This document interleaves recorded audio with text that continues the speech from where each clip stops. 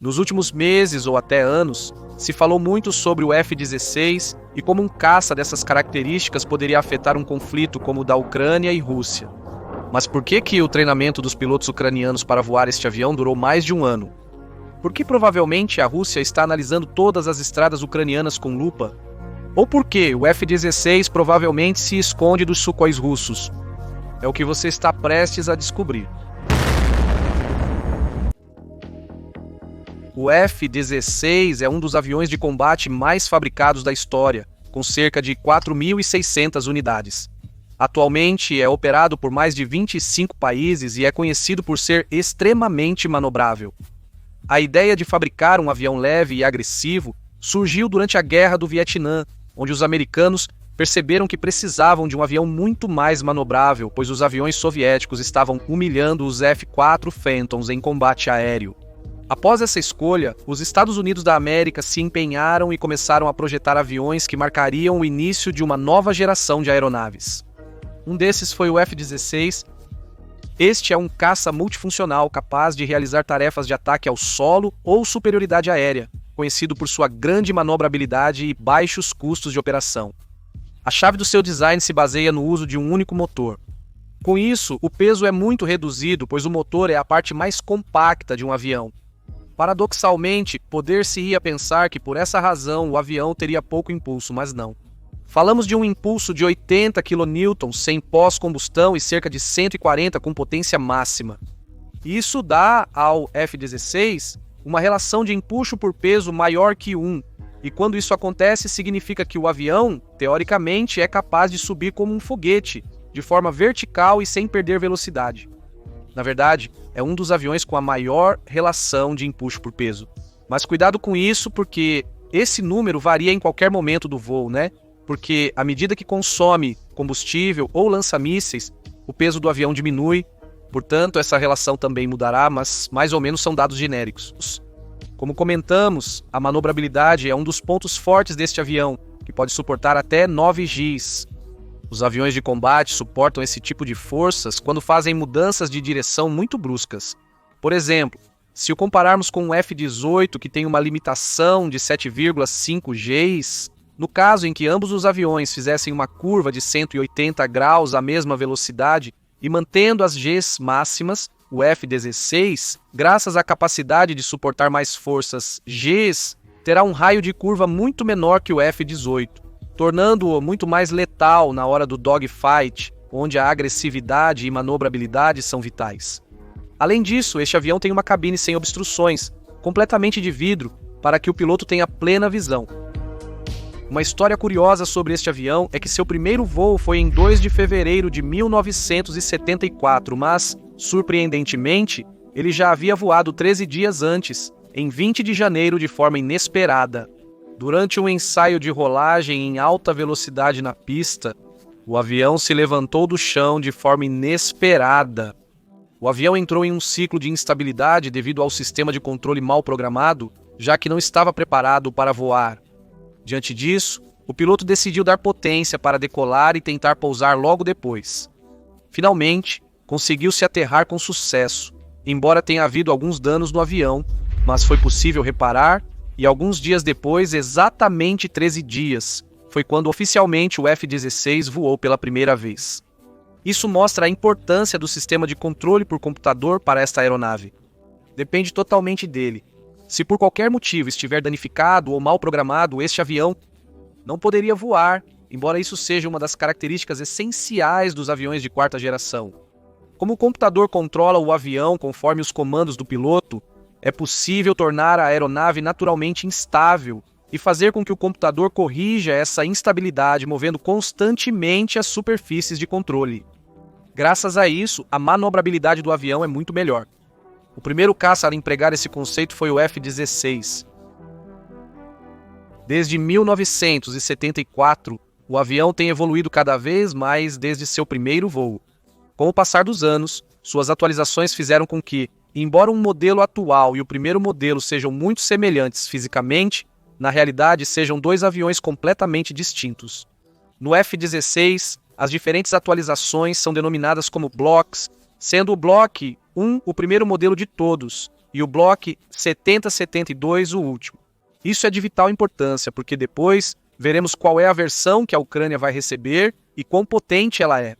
Mas de verdade, um F-16 Bloco 70 destrói vários F-16 Bloco 10. E não, isso de que não é o avião, mas o piloto não vale aqui, porque é como se fossem dois aviões de gerações diferentes. Muitos especialistas afirmam que o F-16 deveria ter outro nome, pois na prática são aviões com capacidades completamente diferentes do original. Conto isso apenas para que se entenda a grande diferença entre os diferentes blocos. As atualizações têm melhorado todos os sistemas, mas as melhorias mais importantes vêm na eletrônica, porque com o passar dos anos é o que mais evoluiu. De tal forma que os radares também têm mudado, e isso deu capacidades muito superiores às versões mais recentes, como por exemplo ver os inimigos de muito mais longe, poder se fixar em vários ao mesmo tempo, e além disso também foram melhoradas coisas como os motores, que são muito mais eficientes, geram mais impulso, e a quantidade e qualidade do armamento que podem carregar. No vídeo anterior, postado há algumas semanas, vimos o jogo de tabuleiro montado com o F-16 para ver qual país poderia fornecê-los a Kiev. Eu recomendo se você não viu, mas a conclusão era que serão os Países Baixos e a Dinamarca os primeiros a entregar os F-16, porque na verdade eles vão aposentá-los para substituí-los por F-35. Mas atenção, porque se eles vão aposentá-los é porque já estão velhos. De que blocos são esses F-16? Bem, entre os dois países eles têm vários modelos, mas o mais moderno é o Bloco 20. Sim, embora pareça que eles possam ter alguma atualização extra além das que já vinham com este modelo. Mas em essência, no máximo, os F-16 que serão entregues à Ucrânia serão do Bloco 20. Este avião não é o que muitos pensam. É um avião de combate incrível, mas está ultrapassado. Os países europeus estão se livrando dele por alguma razão. Mas atenção, porque este avião provavelmente é melhor que os MiG-29 que a Ucrânia está operando. O assunto do F-16 remonta aos primeiros meses do conflito. A aprovação dos aviões demorou vários meses, mas enfim foi obtida. Isso é porque se temia que a Rússia respondesse aos países que facilitassem os caças. Apesar de isso ter sido aprovado, os aviões demoraram muito tempo para chegar. Isso é porque o treinamento dos pilotos é extremamente longo. Todos esses atrasos não têm a ver com os aviões, mas com os pilotos. Primeiramente, os ucranianos precisaram aprender inglês. Em segundo lugar, o F-16 é um avião radicalmente diferente dos que a Ucrânia já operava, como o MiG-20 e 3, MiG-20 e 9 ou Sukhoi 27. E atenção, não podemos esquecer que não é apenas necessário treinar os pilotos, todo o pessoal de manutenção também precisa estar no nível e estima-se que cada avião de combate precisa de uma dezena de pessoas para poder operar. Isso foi dito por um piloto ucraniano que já completou o treinamento do avião. É como pular de um Nokia antigo direto para um iPhone novo, sem passar pelos modelos intermediários. Ademais, eles estão sendo treinados para operarem a aeronave no nível máximo. Eles não poderão hesitar nem por um segundo ao operá-lo, pois irão diretamente para a batalha. Neste ponto, poderíamos questionar: quais aviões o F-16 deveria enfrentar? A Força Aérea Russa opera muitos aviões de ataque e caça. A Rússia possui MiG-20 e 9 comparáveis aos F-16S, além dos Sukhoi 27 e suas variantes 30, 35, 30 e 35, que são melhorias notáveis do Sukhoi 27. Também conta com o Sukhoi 34 focado no ataque terrestre. No entanto, tem uma aparência de caça e eu particularmente acho um avião lindo. Como interceptadores, eles possuem o MiG-30 e um avião capaz de atingir velocidades de Mach 3 para interceptar ameaças. Curiosamente, este é o avião que tem transportado os mísseis hipersônicos Kinzhal, desdobrados pela Rússia na Ucrânia. Muitos esperam que eu fale sobre o MiG-35 ou o Sukhoi 57, mas a Rússia não tem MiG-35 de cada, então não parece que serão usados na Ucrânia. Nas últimas semanas, além disso, vimos notícias de que a Ucrânia danificou um Sukhoi 57 ao realizar um ataque em uma base militar em território russo. Então é possível que eles não queiram arriscar mais unidades desses caças e simplesmente os afastem ainda mais da fronteira, principalmente considerando que a Holanda parece ter dado luz verde para a Ucrânia usar os F-16 contra o território russo. Mas isso nós comentamos agora. Então, em um caso hipotético de 1 contra 1 em que não houvesse mais atores externos, certamente poderíamos garantir que o F-16 Block 20 seria melhor que o MiG-29 russo. Talvez pudesse combater contra o Sukhoi 27, embora sem garantias, considerando que o Sukhoi 34, os russos estão usando-os para ataque terrestre. Poderiam também derrubar um desses em caso de encontro, pois não estaria preparado para combate aéreo. Contra um Sukhoi 30 ou um Sukhoi 35, a verdade é que um F-16 Block 20 teria muito pouco a fazer. Neste ponto, muitos podem estar errados. Não é que os Sukhoi sejam superiores por terem mais manobrabilidade, que olha, eles têm, mas sim que seus radares são muito melhores que os do F-16 Block 20.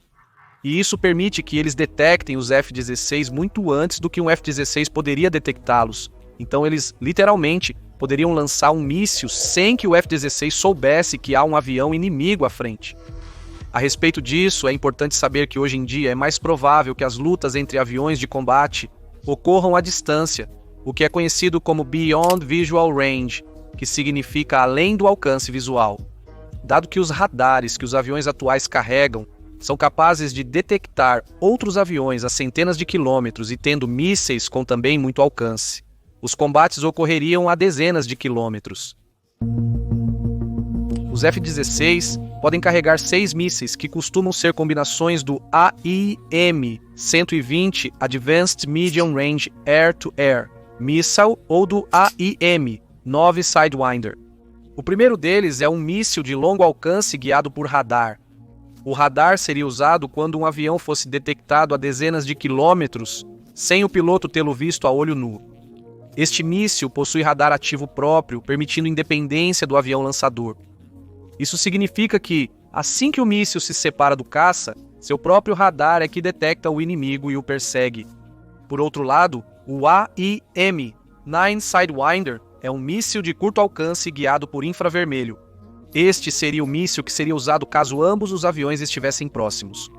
Note que por perto eu me refiro a cerca de 10 ou 20 quilômetros. Isso é muito mais longe do que um piloto pode ver, porque um avião de combate no meio do céu não é visível.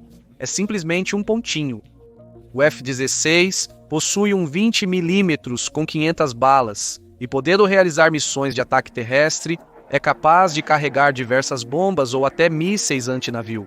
Mas aqui existem muitas variantes, e qual especificamente o avião poderá carregar dependerá da versão e modificações exatas que o F-16 que será entregue à Ucrânia recebeu. Outro tipo de mísseis que poderiam ser usados são os High Speed Anti-Radiation Missile, que se dirigem para uma fonte de radiação. Ou seja, eles se aproveitam do fato de que os radares terrestres emitem radiação constantemente para se orientar através deles. O uso dos mísseis Harpoon, empregados contra navios, também foi muito comentado. Dessa forma, a Ucrânia tornaria ainda mais difícil para a frota do Mar Negro russa. Como você pode ver, este caça é um vetor de mísseis ou bombas guiadas que abre muitas possibilidades para o exército ucraniano, sendo um exemplo perfeito de como os caças atuais operam. De volta à realidade, com a Ucrânia repleta de radares e defesas antiaéreas de ambos os lados, é preciso analisar como os F-16 seriam empregados nesse cenário. Ucrânia inicialmente garantiu que não os utilizaria contra o território russo. Agora, aparentemente eles têm a aprovação dos Países Baixos, mas o que está claro é que se eles usarem dessa forma, perderiam muitos apoios, porque não é a mesma coisa se defender de um inimigo que te invade do que atacá-lo. Desconsiderando isso, eles desconhecem totalmente que devem aproveitar ao máximo cada um desses aviões, pois não terão muitos disponíveis. Então, antes de se concentrarem em como usarão o avião, terão que pensar em como evitar que os russos os destruam com ataques a aeroportos. Eles terão que espalhá-los por diferentes locais do país, podem até tentar operá-los a partir de estradas, como já vimos os ucranianos fazendo até agora. Felizmente para eles, a Ucrânia é um país muito plano, permitindo usar as longas estradas como pistas de aeroportos. Mas atenção, pois isso não é tão simples quanto parece. As estradas devem estar bem asfaltadas, sem cabos de tensão ou árvores por perto. Com certeza, a inteligência russa já está analisando por satélite as estradas que poderiam ser usadas para isso. Recentemente, tem-se discutido a possibilidade dos F-16 ucranianos serem armazenados em bases militares de países da OTAN próximos à Ucrânia, como Romênia ou Bulgária. Quando forem realizar missões, iriam primeiro à Ucrânia, equipariam as bombas ou mísseis e partiriam para a missão, retornando posteriormente à base militar do terceiro país. A Rússia poderia interpretar isso como uma implicação direta deste terceiro país na guerra e poderia bombardear esta base onde os aviões estão guardados. Já disseram que, como esses caças atacam território russo e depois são guardados em algum país da OTAN, não hesitarão em atacar essa base militar. Sobre como utilizariam esses drones, é provável que não se arrisquem a atacar perto da fronteira, onde os russos têm mais baterias de mísseis capazes de derrubá-los. Apesar de atentos, se identificassem um objetivo estratégico e concluíssem que o risco compensasse, eles o fariam. Por outro lado, a Ucrânia pode usar o F-16 defensivamente, como um caça para interceptar aviões russos de ataque terrestre ou que invadam o território ucraniano. Nesses casos, eles deveriam avaliar se o risco compensa. Se uma patrulha de 8 Sukhoi 35 fosse detectada e houvesse apenas 2 F-16 disponíveis para interceptá-los, provavelmente não seriam enviados, pois certamente seriam abatidos. E mesmo que talvez derrubasse algum Sukhoi, é muito pior para a Ucrânia perder um F-16 do que para a Rússia perder um Sukhoi, porque mesmo que os aviões russos sejam mais caros, eles têm muitos e não dependem de outros países que os estejam fornecendo, como a Ucrânia. Então, embora o F-16 possa ser um avião que dê um forte impulso à Força Aérea Ucraniana, de maneira alguma vai representar uma mudança no tabuleiro. Então, provavelmente tudo seguirá como está.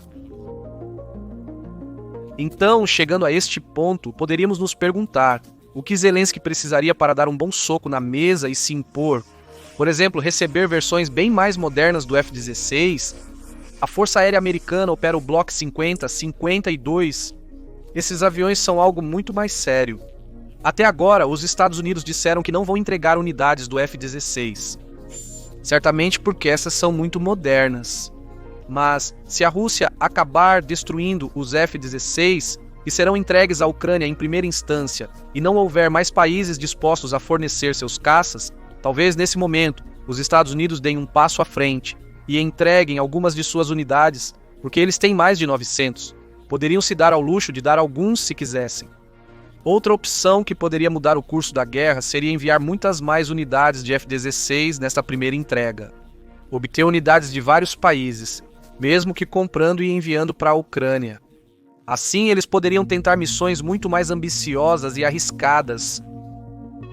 Algo que foi confirmado em junho de 2024 é que a França vai enviar caças Mirage 2000 para a Ucrânia. Além disso, parece que está sendo montada uma coalizão internacional similar com o Mirage 2000 que com o F-16, liderada pela França para que todos os países que os possuem possam enviá-los para a Ucrânia. E finalmente, o que muitos de vocês devem estar se questionando é se poderia chegar a entregar o F-35. Isso possivelmente ajudaria muito a mudar as coisas, mas os Estados Unidos não vão permitir que a Rússia derrube um F-35, recupere alguma peça e faça engenharia reversa. Por ora, essa opção está totalmente descartada. Comente sua opinião sobre o assunto.